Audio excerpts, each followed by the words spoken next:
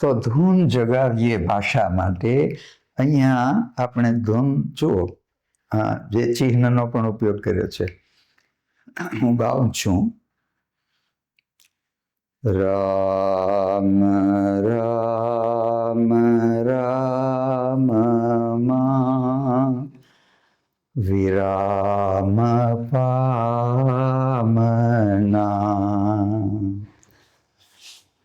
રામ રામ કામમાં વિરામ પામના.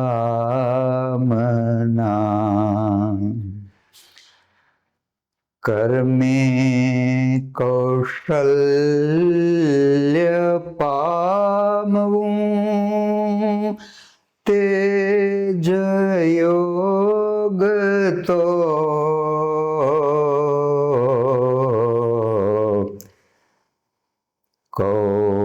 કૌશલ્ય સાધનામાં તું વિરામ પામના.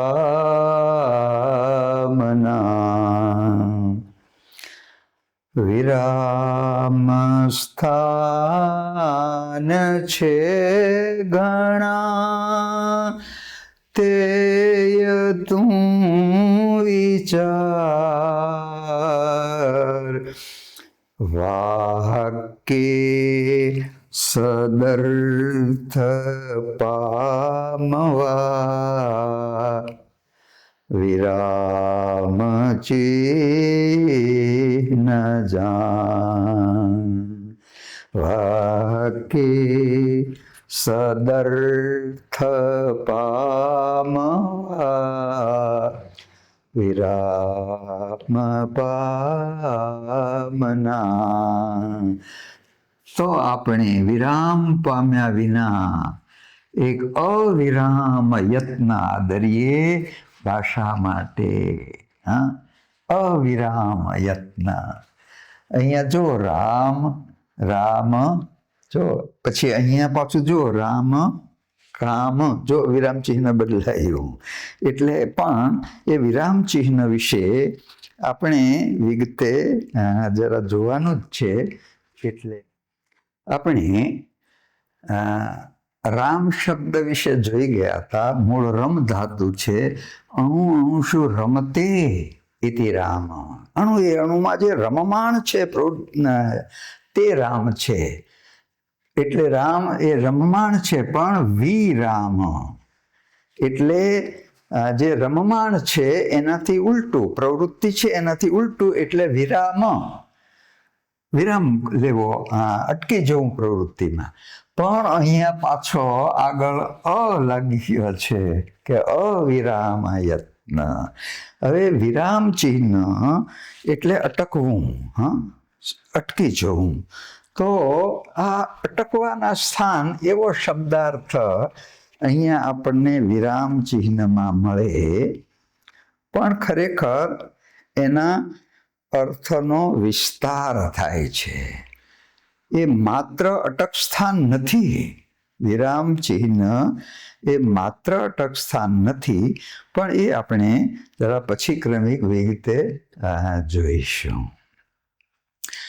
આપણે થોડુંક એક વિચારીએ કે દ્રોણને યુધિષ્ઠિરે જ્યારે કહ્યું કે અશ્વત્થામા હતઃ, અશ્વત્થામા હણાયો. પછી દ્રોણ પૂછે કે અશ્વત્થામા હણાયો. બીજા પણ દુઃખ સાથે બોલી ઉઠે કે અશ્વત્થામા હણાયો, અશ્વત્થામા હણાયો. અને એ શિર છેદાતા તૂટક તૂટક બોલાય દ્રોણથી કે અશ્વત્થામા હણાયો. હવે જો આ બધી ઉક્તિઓ છે એ ઉક્તિમાં બોલવામાં જોયો, એ બોલવામાં જોજો, જ્યારે કહેશે ત્યારે કેમ કહેશે? અશ્વત્થામા હણાયો, વિધાન કરી નાખશે. પછી જોજો જ્યારે દ્રોણ જ્યારે પૂછશે ને ત્યારે જો કે અશ્વત્થામા હણાયો, જો અશ્વત્થામા હણાયો, તો આ ઉચ્ચાર બદલાયો. એ જ રીતે અહીંયા પાછું અશ્વત્થામા હણાયો, અને આ પાછું અશ્વત્થામા હણાયો. તો આ ઉચ્ચારણનું જે વૈશિષ્ટ્ય છે, ઉચ્ચારણ વૈશિષ્ટ્ય,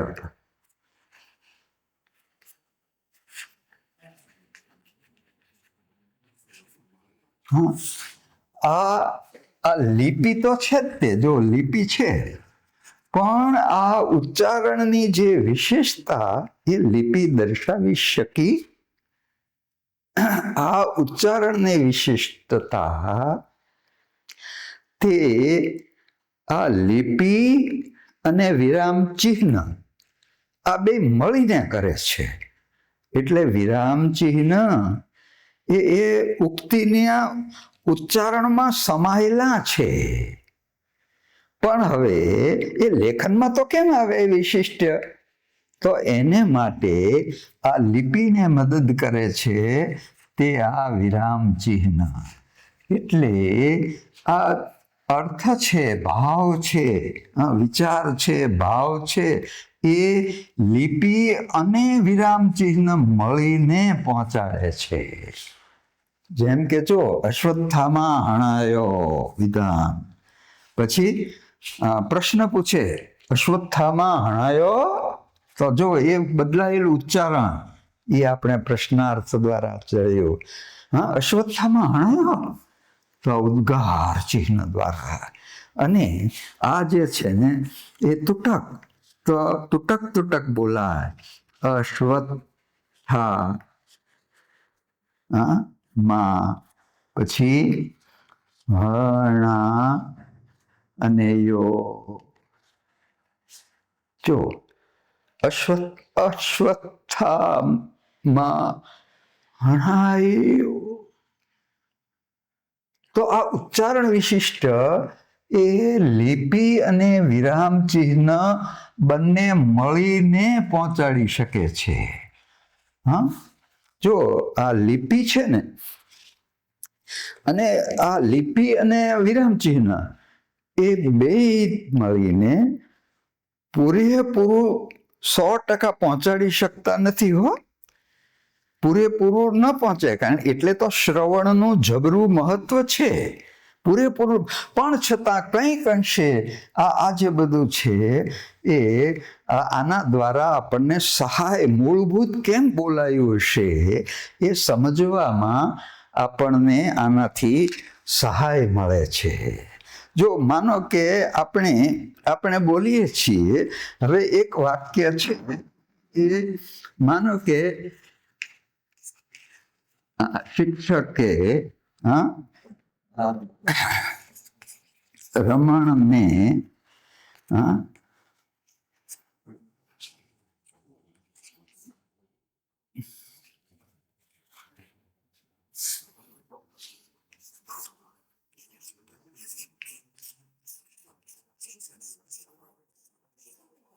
હવે જુઓ, આપણે તો આ વિરામ ચિહ્ન છે એ માર્યો, એક વિધાન કર્યો ને પૂર્ણ વિરામ કરીને મૂકી દેશું. પણ આનું જે આ ઉચ્ચારણ વિશિષ્ટ જો કે જેના ઉપર ભાર મૂકે ને કે શિક્ષકે રમણને દંડો માર્યો. શિક્ષકે જો શિક્ષક ઉપર ભાર આવ્યો. પછી કે શિક્ષક આવું કરે એવા અર્થમાં શિક્ષકે રમણને દંડો માર્યો. પાછો રમણ ખૂંખાર તોફાની છોકરો હશે, તો આવજો શિક્ષકે રમણને દંડો માર્યો. શિક્ષકે રમણને દંડો માર્યો. શિક્ષક આટલે સુધી ગયો શિક્ષકે રમણને દંડો માર્યો.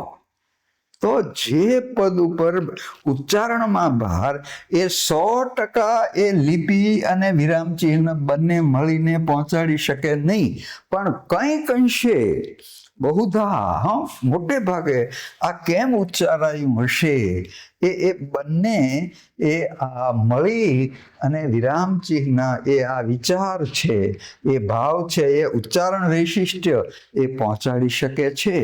એટલે તમે લિપિ ત્યારે જ પૂરી શીખ્યા ગણાવ જ્યારે તમે વિરામચિહ્ન વિશે પણ તેનું જ્ઞાન મેળવ્યું હોય. એટલે વિરામચિહ્ન અને લિપિ બે મળી અને વિચાર ભાવ પહોંચાડે છે.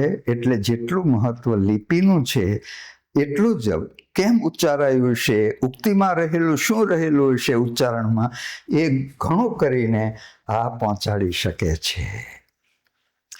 અહીંયા જો એક વિધાન પૂરું થયું એટલે અશ્વત્થામા હણાયો. તો જ્યારે નિર્દેશ એક નિશ્ચિત અર્થ આપ્યો તો એ આ પૂર્ણ જે વાક્ય પૂરું થયું તો તે અહીંયા પૂર્ણ વિરામ આવે છે. પૂર્ણ વિરામ એ ટબકું છે.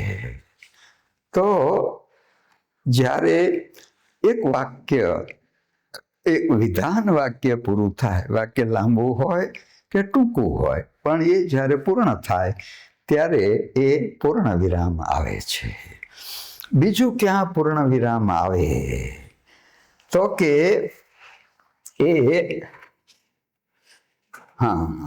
જો પૂર્ણ વિરામ એ વાક્યના વિધાન વાક્યને છેડે આવે.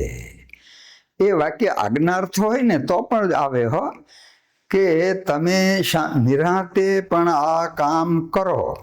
તો આમ તો એ આજ્ઞા થઈ પણ કામ કરો, પ્રશ્ન નથી પૂછ્યો, તો ત્યાં પણ એ પૂર્ણ વિરામ આવે.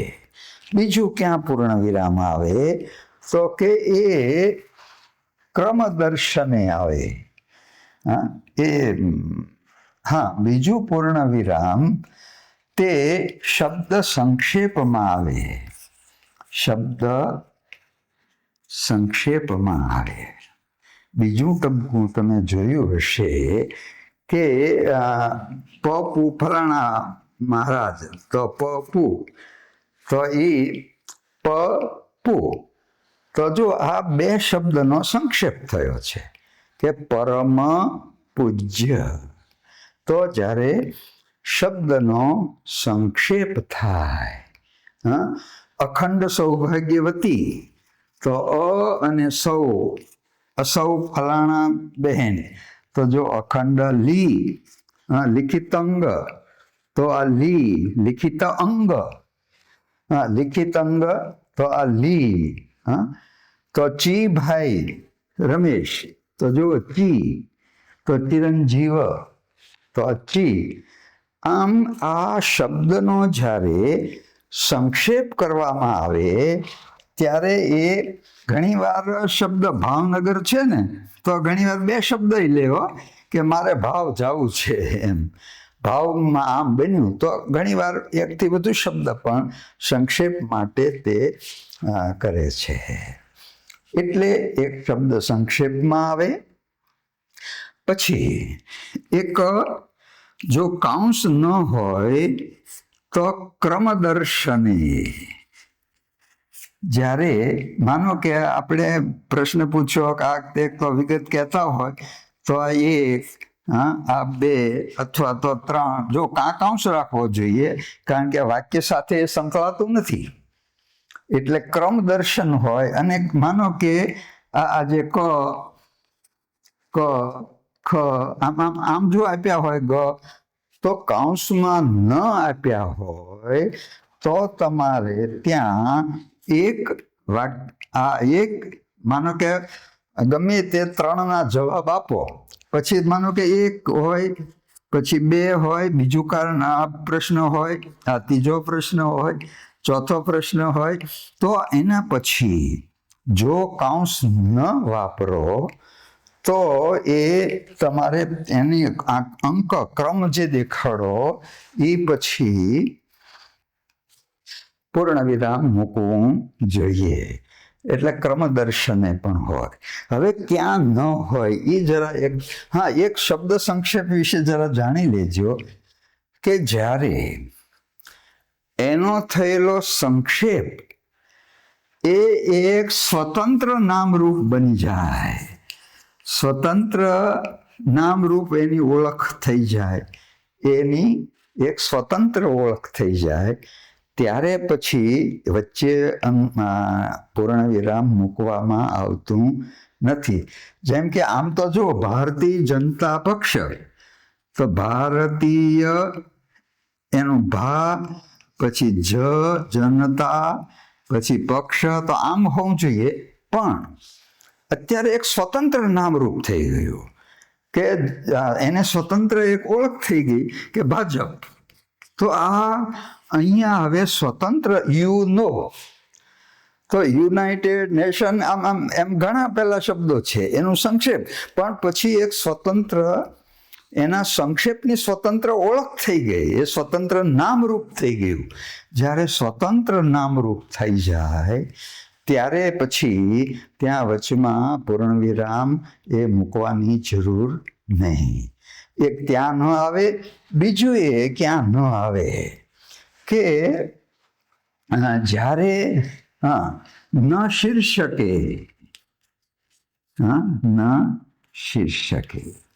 જ્યારે તમે કોઈ શીર્ષક આપો, કારણ કે તમારે પૂર્ણ નથી કરતા, ત્યાંથી તો તમે પ્રારંભ કરો છો શીર્ષકથી. એટલે શીર્ષકની ઉપર ભલે વાક્ય મોટું હોય, માનો કે મનુભાઈ દર્શકની નવલકથા, તો કે ઝેર તો પીધા છે જાણી જાણી. તો આ ઝેર તો જાણી જાણી આખું વાક્ય જેવું આવ્યું, પણ છતાંય ત્યાં પૂર્ણ વિરામ ન મુકાય. શું કામ? તો કે એ તો શીર્ષક છે. ત્યાંથી તો પછી શું કામ ક્યાં ક્યાં ઝેર કેમ કેમ જાણી જાણીને પીધા એ બધું શરૂ થવાનું છે. મુનશીની નવલકથાનું એક શીર્ષક છે, એક પ્રકરણનું, કે જેમાં ઉદાનો ઘોડો ઉદાને શોધવામાં મદદ કરે છે. આખું વાક્ય એવું છે સહિતનું, અને છતાં પણ ત્યાં એ પૂર્ણ વિરામ ન મુકાય. શું કામ? તો કે એ શીર્ષક છે. એટલે આ પૂર્ણ વિરામ ક્યાં આવે અને ક્યાં નહીં એ વિશે આપણે જોયું. પૂર્ણ વિરામ પછી આપણે જોયું હતું કે પ્રશ્ન પૂછે છે દ્રોણ કે અશ્વત્થામા હણાયો, જો ઉક્તિમાં સમાયેલું છે, અને આ ઉક્તિમાં સમાયેલું એ જેમ પૂર્ણ વિરામનું ચિહ્ન એ ટપકું છે નીચે, એ જ રીતે અહીંયા આ રીતે આ પ્રશ્નાર્થ ચિહ્ન છે. એટલે માનો કે અશ્વત્થામા હણાયો, અશ્વત્થામા હણાયો, હું બોલું છું, વિધાન હું બોલું છું. જો ઉચ્ચારણ બદલાશે, અને એ બદલાયેલું ઉચ્ચારણ તે આ પ્રશ્નાર્થમાં આવે. વાક્યને સમાપન કરવાનું, પૂરું કરવાનું કામ એ આ ત્રણ ચિહ્ન કરે છે. એક પૂર્ણ વિરામ, એક પ્રશ્નાર્થ ચિહ્ન અને એક ઉદ્ગાર ચિહ્ન. આ ત્રણ છે તે વાક્યને પૂર્ણ કરવાનું કામ કરે છે, સમાપન કરી દે છે. પ્રશ્નાર્થ પણ અશ્વત્થામા હણાયો, પણ જો વાક્ય પૂરું થઈ ગયું, ભલે પ્રશ્ન દર્શક છે. તો માનો હું બોલું છું, તમે મારે ત્યાં આવશો. જો આ જે છે એ પ્રશ્ન દ્વારા એ આ વસ્તુ છે એ સૂચવાય છે, એને વાક્યનું આખું સમાપન થાય છે. તો એ, અને બીજું કે ઉદ્ગાર ચિહ્ન પણ બિચારો મરી ગયો ભાવ સાથે. જ્યારે કોઈ આખો ભાવનો ઉદ્રેક થાય, ઉભરા સાથે જે ઉદ્ગાર નીકળી જાય, ઉદ્ગાર વાક્ય, જો ઉદ્ગાર વાક્ય બહુ લાંબુ ન હોય, હા, વિધાન વાક્ય કે પેલું લાંબુ હોઈ શકે, પણ ઉદ્ગાર વાક્ય બહુ લાંબુ ન હોય, કારણ કે ઉભરો ક્યાં સુધી ટકે. એટલે ઉદ્ગાર વાક્ય પણ એ ઉદ્ગાર વાક્ય. હા, આખરે તેની આ દશા થઈ. તો આ ઉદ્ગાર વાક્ય હર્ષ, શોક, હા, આ બધા ભાવો, અને ભાવોનો ઉભરા સાથે, ઉદ્રેક સાથે જ્યારે બોલાય તો છેડે એ પેલું આવી શકે. એક કેવળ પ્રયોગી અવ્યય જે છે ને, એ ત્યાં પણ વચ્ચે પણ આવી શકે. વાહ, તું પેલો આવ્યો, તો જો વાહ ન્યાય આવશે, શાબાશ, તારી જેવો બીજો કોઈ નહીં. તો આ જે ઉદ્ગાર ચિહ્ન છે તે આ રીતે કેવળ પ્રયોગી અવયવો જે છે ત્યાં પણ આવી શકે. એટલે આ વાક્ય સમાપન કરનારા તે આ 3 વિરામ ચિહ્ન છે જે આખા વાક્યને સમાપન કરે છે. વચ્ચે પણ ક્યાં ને કેમ આવી શકે એ વિશે પણ આપણે જોયું.